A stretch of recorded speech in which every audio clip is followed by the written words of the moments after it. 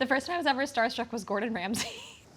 I was a production assistant on MasterChef Junior. I met him and I was freaking out. Hi, I'm Madelaine Petsch, and this is my first time with The Skim. My first audition was when I was still in high school, and I auditioned for Bunheads because I was a ballerina. I had to make sure I had a really big bun on top of my head because that felt important to me at the time. My first tattoo was actually Mayhap, and it was to celebrate the Riverdale ending because Cheryl says Mayhap all the time. The first time that I was scarred by a scary movie was It, the original. I was like 6 or 7 years old. I watched the entire thing and I couldn't sleep for probably 3 nights. The first person I met on Riverdale was Lily during our chemistry read. I actually remember the pilot table read very well. I didn't know at that point in my career that you didn't have to like fully perform. So I remember like fully sobbing in the table read and people being like, hey, what are you doing after it was over? If a job wouldn't let me off for an audition, I would quit and then go get a new job because I couldn't afford to not work. If I was working at a coffee shop and they wouldn't let me off for my audition tomorrow, I'd be like, okay, well, I'm not coming in. If you want to fire me, you can, and I'll find another job. I did that all the time. I was a horrible employee back then. I'm great now, I promise. The first time I treated myself to something from a paycheck was I made a deal with myself that every season of the show that got picked up, I would buy myself a new Cartier ring. And I did.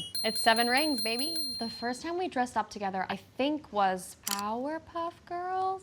We were all stuck in Vancouver for Halloween because we weren't allowed to leave during the pandemic. We were just like, let's do this thing together and still make it fun. The first time I read the script for the Strangers trilogy, I remember so well. I was on set in Canada and drinking an Aperol Spritz because it was summer, and I read all 3 of them in one sitting. I loved the 2008 Liv Tyler, Scott Speedman Strangers so much that when I got this in my inbox, I was immediately resistant to it. And then I read it and I was like, this is such a fun departure. I'll say today, the craziest storyline was my brother that ended up being my real brother in season 7 possessing a doll in season 3 or 4. That was like ruining my life. Probably that one. If Cheryl's a witch, she's killing them all. They're dead.